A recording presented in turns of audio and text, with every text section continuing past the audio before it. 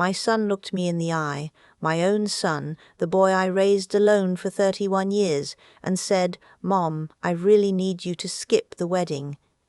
Not, "I'd prefer." Not, "It might be better." He said need, like my absence was something he required to function. I didn't cry, I didn't yell, I just said, "Okay, sweetheart," and I watched his shoulders drop with relief, and something in my chest went very, very quiet. That was 6 weeks before the wedding. Let me back up. My name is Joanne. I'm 63 years old. I live in the same house in Columbus, Ohio that I bought when my son was 7, a 3-bedroom Cape Cod with a maple tree in the backyard that he used to climb until he was too big and too cool for it. I paid off that mortgage 11 years ago. I worked as a school librarian for 28 years. I am not a dramatic person. I do not make scenes. I have never once in my life shown up somewhere I wasn't wanted. My son's name is Nathan. He's 31, works in software sales, makes good money. He's not a bad person. I want to be clear about that, even now. He's not bad. He just made some choices that revealed a side of him I hadn't seen before, and once you see something like that, you can't unsee it. Nathan met his fiancée, Courtney, about 2 years before the wedding. She grew up in Westchester, New York. Her father, a man named Roger, owns a chain of auto dealerships across 3 states. Her mother, Pamela, had never worked a day in her life that I could see, but she had very strong opinions about floral arrangements. From the moment I met Courtney, I liked her. She was warm, direct, had a good laugh. I thought she was good for Nathan.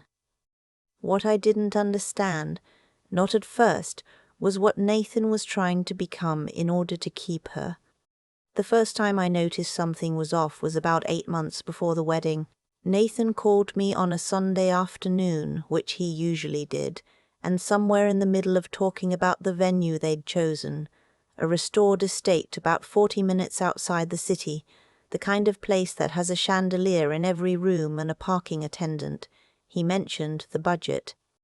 "We're thinking around 90,000, he said. I was quiet for a moment. For the wedding. It's a lot, I know, but Courtney's family has certain expectations. I asked him if Roger and Pamela were contributing, and he said yes, they were covering about half. Then he said something that I let slide at the time, something I should have caught immediately. He said, "And I've been handling the rest." I assumed he meant his own savings. Nathan made a solid salary. I thought nothing of it. What I didn't know, what I wouldn't find out until much later, was that Nathan had added himself as an authorized user on my checking account 3 years earlier, when he'd had a gap between jobs, and I'd offered to help him cover rent for a couple months. I'd trusted him completely. I never revoked the access. I barely checked that account anymore. I had my direct deposit going into a separate account I used day to day. The first account was my emergency fund, my safety net. About $42,000 that I had built up slowly over the course of a decade. I didn't know it was being quietly emptied. Now I have to tell you about my friend Dolores, because she is the reason I found out at all. Dolores has been my closest friend for over 20 years. We met at a library conference in Cincinnati and have talked on the phone at least twice a week ever since. She is 71, retired, sharp as a tack, and she has absolutely zero patience for dishonesty of any kind. She once returned a casserole dish to a neighbor with a note explaining exactly why the casserole had been mediocre. That is the kind of woman Dolores is. About 5 months before the wedding, I mentioned to Dolores that I'd gotten an alert from my bank, a low balance notification on an account I rarely checked. I assumed it was some kind of error. Dolores told me to log in immediately and look at every transaction.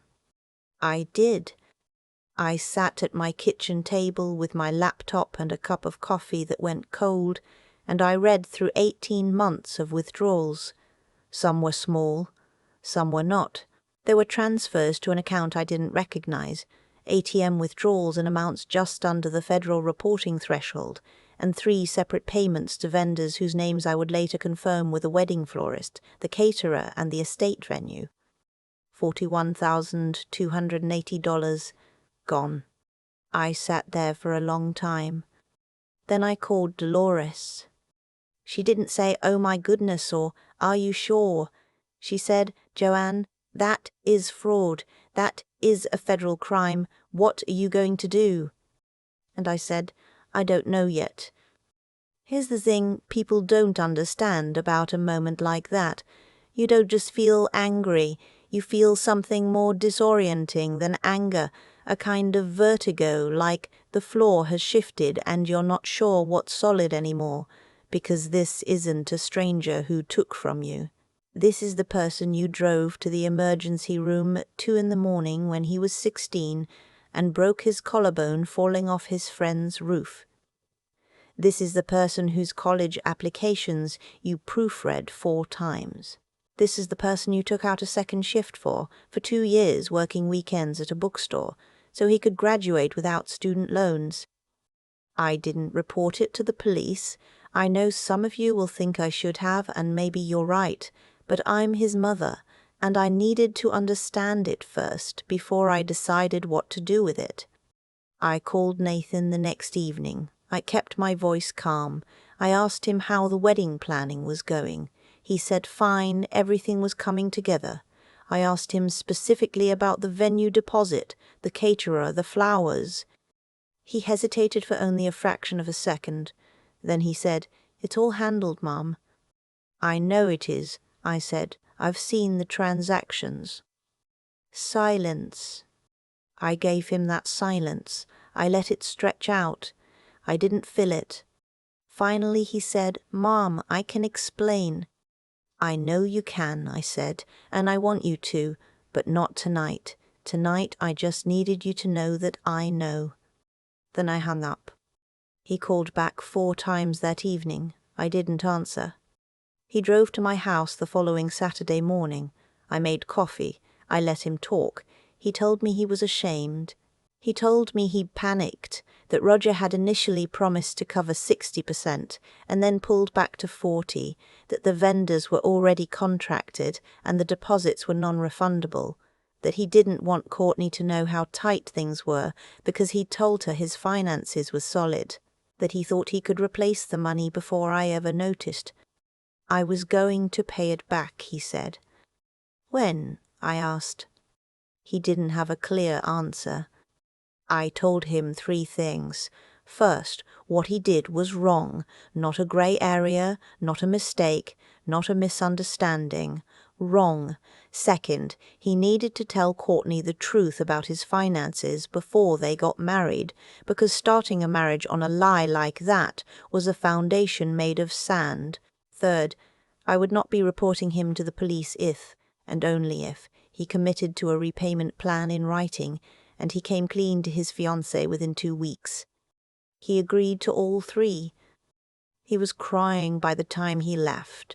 I hugged him at the door because I'm still his mother, and I always will be. And then, 2 weeks later, he called me and said he needed me to skip the wedding. I asked him why. He said that he'd told Courtney the truth, and that Courtney had told her parents, and that Roger, who apparently had built his entire self-image around the idea of his daughter marrying a man of means, was furious. Not at the theft exactly, but at the discovery that Nathan had misrepresented himself. Roger had demanded that the wedding proceed as planned, that the matter stay private, and that I, as, in his words, the source of the complication, not attend, so there would be no awkward questions from guests. "He thinks if you're there, people will figure out something's wrong," Nathan said. I sat with that for a moment. "And what do you think?" I asked. He didn't answer right away. That told me enough. "I think," he said slowly, "that it might just be easier this way, for everyone." Easier for everyone. I looked out my kitchen window at that maple tree in the backyard, the one Nathan used to climb, and I thought about the 2 years of Saturday shifts at the bookstore, and the $41,000, and the fact that my son was asking me to make myself invisible so his father-in-law would feel more comfortable. Okay, sweetheart, I said. And that was that. I want you to understand something about those weeks between that phone call and the wedding. I was not plotting. I was not scheming. I was not sitting in my house rubbing my hands together waiting for something to go wrong. I was grieving, honestly. Grieving the version of my son I thought I knew. Going to church on Sundays. Having dinner with Dolores on Thursdays. Watering my garden. But I did do one thing. About 3 weeks before the wedding, I received a call from the estate venue's event coordinator, a pleasant woman named, well, it doesn't matter. What matters is that she was calling to confirm final details, and she mentioned that my name was still listed as the primary contact on the original contract because Nathan had booked the venue during that brief window when I was helping him with finances, and he'd used my contact information. She needed me to sign off on the final room configuration and confirm the food allergy list for the caterers. I told her I'd need a little time to review everything and would get back to her. I didn't get back to her right away. I also received a call from the florist. Same situation. My email address was on the original inquiry, and they needed a confirmation response to release the final order to their delivery team. I told them I was traveling and would respond when I could. I was not traveling, I was in Columbus, but I needed to think. Here's what I thought about Nathan had asked me to disappear. Roger had decided I was a complication to be managed, and yet the entire infrastructure of this wedding, the flowers, the food, the room, was still technically waiting on me. I'm not going to pretend I didn't feel something when I realized that. I'm human. Of course I did. But I also want to be honest. I didn't decide to stay silent in order to sabotage the wedding. I stayed silent because I genuinely didn't know what I wanted to do, and I wasn't going to make a permanent decision in a moment of hurt. So I waited. I prayed about it. I talked to Dolores. Dolores, for her part, said, "Joanne, you do not owe that man one single confirmation email." And then she said, "But you might want to think about what you owe Courtney." That stuck with me. Because Courtney, whatever was happening between her family and Nathan, whatever Roger had decided about who should be erased from the guest list, Courtney had not been the one to ask me to stay home. I didn't know exactly what Courtney knew or wanted, and I thought she deserved better than a wedding day full of chaos that could have been prevented. So, 4 days before the wedding, I drove to the coffee shop near Nathan's apartment. I texted Courtney and asked if she could meet me, just the two of us. She came. She looked tired and a little apprehensive, but she came. We sat across from each other with our coffees, and I looked at her and I said, "I'm not here to cause problems. I just want to make sure you know what's happening with the vendor contracts." I told her everything, calmly, factually. My name was still on the contracts. The florist needed a confirmation. The venue needed a signature. If those didn't happen in the next 72 hours, the orders would be suspended per the terms of the agreements. Courtney's face went through several things in quick succession. Then she said, very quietly, "Nathan told me everything was handled." "He may have believed it was," I said, "but it wasn't, and I thought you deserved to know." She asked me why I was telling her instead of just letting it go wrong. I thought about that for a moment. "Because this is your wedding day," I said, "not a lesson. Whatever happens between your family and mine, that's separate from what you deserve on your wedding day." She reached across the table and squeezed my hand. Then she called her mother. And then her mother called Roger. And then, I was told later, Roger spent about 4 hours on the phone sorting out the vendor situation and discovering exactly how many contracts had been in my name and how many things had been quietly awaiting my response. I also heard again, second-hand from Nathan, that Roger had said some very specific things to Nathan during those 4 hours. Things about representation and responsibility, and the nature of what Nathan had told him about his financial situation and his family's involvement in the wedding planning. Nathan called me that evening. His voice was different, smaller somehow. "She wants you at the wedding," he said. "Courtney does." I asked about Roger. Long pause. "He doesn't have a choice in it anymore," Nathan said. "It's her wedding." I wore a navy blue dress. I sat in the third row. When Nathan came down the aisle and saw me, he stopped walking for just a second, just a breath, and something moved across his face that I recognized. It was the face he made when he was 7 years old and had a nightmare and came to find me in the kitchen, and I was already there making tea.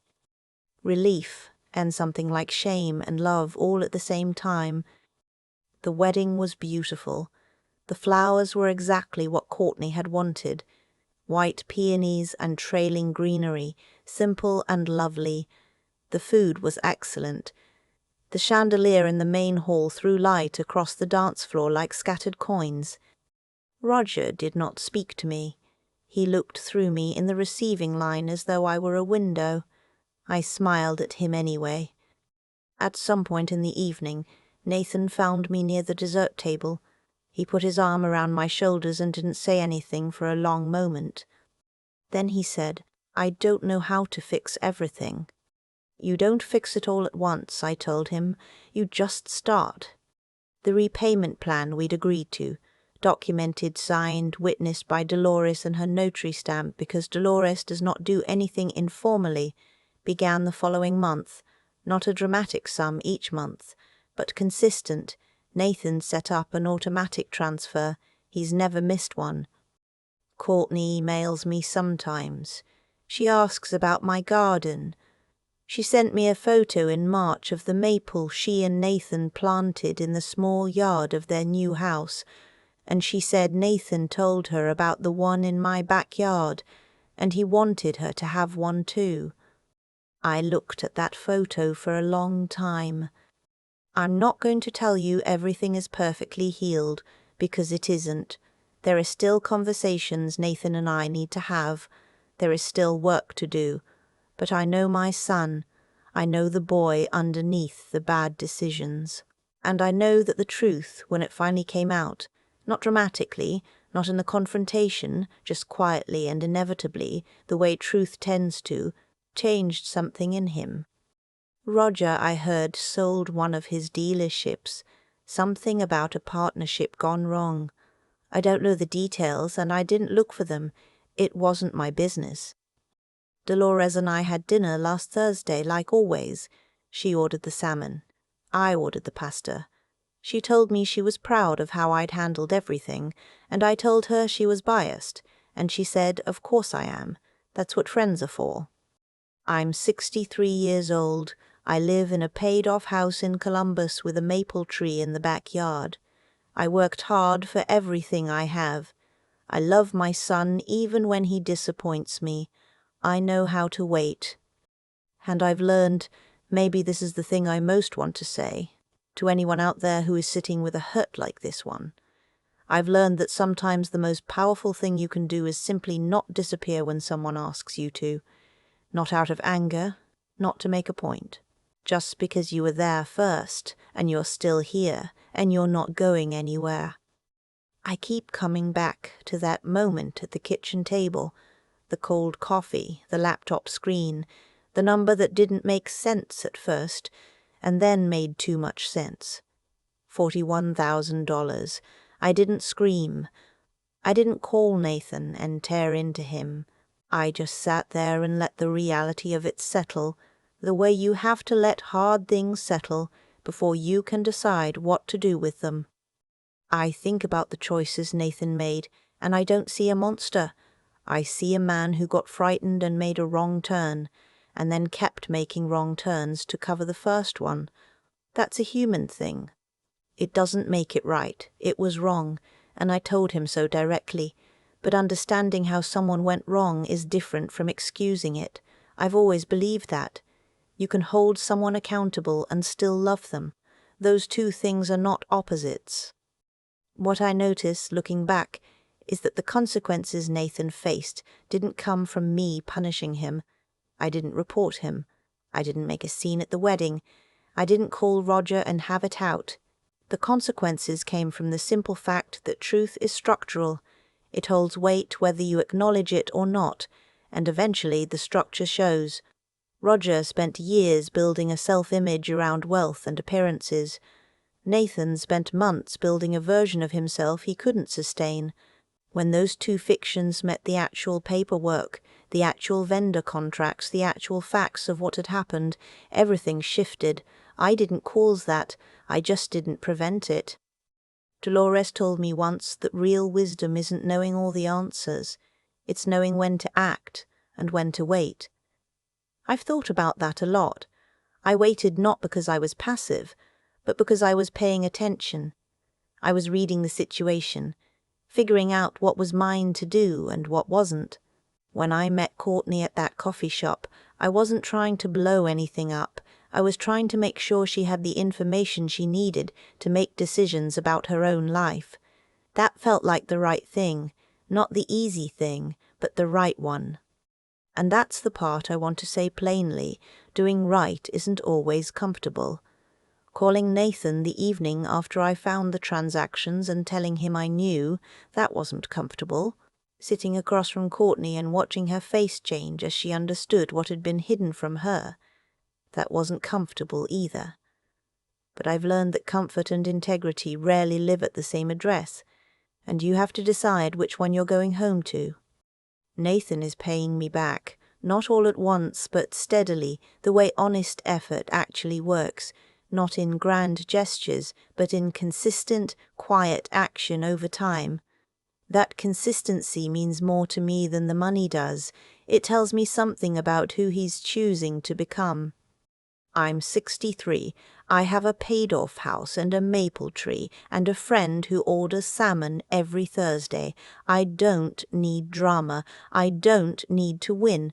I just need to be able to look at myself in the mirror and know that when it mattered, I handled it with a clear head and a straight spine. That, I think, is the only kind of victory that actually lasts.